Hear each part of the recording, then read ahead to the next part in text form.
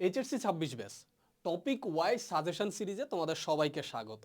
তোমরা যারা ফেল করবে 2 দিন পরেই তোমাদের পরীক্ষা, প্রচুর দুশ্চিন্তা, তোমাদের জন্য একটা সাজেশন ভিডিও যে কিভাবে পড়লে তুমি পাস করতে পারবে। তবে তোমরা যারা 27 ব্যাচের রয়েছে তোমাদের এই ভিডিও দেখার প্রয়োজন নেই, তোমরা আমাদের কোর্সে এনরোল করো, তোমাদের জন্য পর্যাপ্ত সময় আছে। আমরা তোমাদের জন্য এইভাবে টপিক ওয়াইজ ধরে ধরে পড়াবো এবং প্রত্যেকটা টপিকের সৃজনশীল এমসিকিউর জন্য আমরা তোমাদেরকে আলাদা করে প্রস্তুত করে দিব।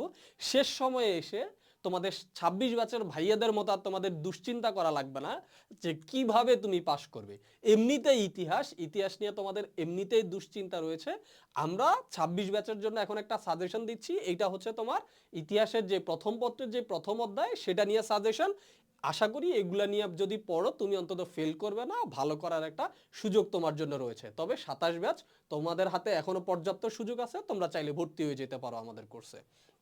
দেখো, এই একটা যে টপিক, এটা হচ্ছে যে তোমাদের প্রথম অধ্যায়ের যে কয়েকটা টপিক রয়েছে সেই টপিকগুলো, এর মধ্যে তোমার জন্য সবচেয়ে যে গুরুত্বপূর্ণ টপিকটা সেটা হচ্ছে যে কি পলাশীর যুদ্ধ। এই টপিকটা খুবই ইম্পর্টেন্ট, ঠিক আছে? এইখান থেকে প্রতি বছর তোমরা দেখবে যে সৃজনশীল প্রশ্ন এসেই থাকে। এর জন্য আমি এটাকে কি দিয়েছি, 3 স্টার দিয়েছি। এর পাশাপাশি আর দুটো টপিককে তোমরা একটু গুরুত্ব দিয়ে পড়বে। সেটা হচ্ছে যে কি বক্সারের যুদ্ধ, এটা থেকে প্রশ্ন আসে। আর হচ্ছে যে কি দ্বৈত শাসন।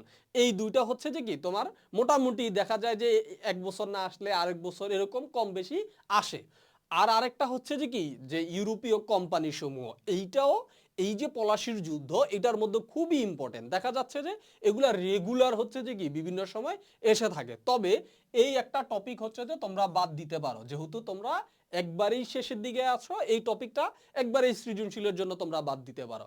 তবে দেখো 26 ব্যাচের এই সাজেশন তো তোমরা নিলে আশা করি এইভাবে পড়ো, তোমরা পরীক্ষায় খুব খুব ভালো করতে পারবে, ফেলের থেকে অনেক দূরে গিয়া, ঠিক আছে? তো পড়ো। আর যারা 27 ব্যাচের আসো লেট করো না। দেখো আমরা কিভাবে তোমাদেরকে পড়াই। 27 ব্যাচের যারা আসো, এইটা কিন্তু হচ্ছে যে তোমার একটা ক্লাসের একটা কি অংশ। এই যে দেখছো তোমরা ইতিহাস প্রথম পত্র, সেই প্রথম পত্রের এটা টপিক নাম্বার 5। আমরা এইভাবেই প্রত্যেকটা টপিক ধরে ধরে তোমাদেরকে প্রস্তুত করাই এবং টপিক শেষ হওয়ার পরে অধ্যায়ের শেষে আমরা এই অধ্যায়ের গুরুত্বপূর্ণ যে এমসিকিউ গুলো রয়েছে সেগুলো এবং এই অধ্যায়ের যে গুরুত্বপূর্ণ সৃজনশীল সেগুলো নিয়ে আলোচনা করি, যাতে করে তোমার টপিক ওয়াইজ সৃজনশীলের সম্পর্কেও তোমার ধারণা কি পূর্ণাঙ্গ ক্লিয়ার হয়। তো আর দেরি না করে তোমরা এখনই আমাদের এই কোর্সে এনরোল করে ফেলো। আশা করি 27 ব্যাচের মতো তোমার শেষের দিকে গিয়ে খুব দুশ্চিন্তা করা লাগবে না যে আমি কিভাবে পাস করব। তো ধন্যবাদ সবাইকে।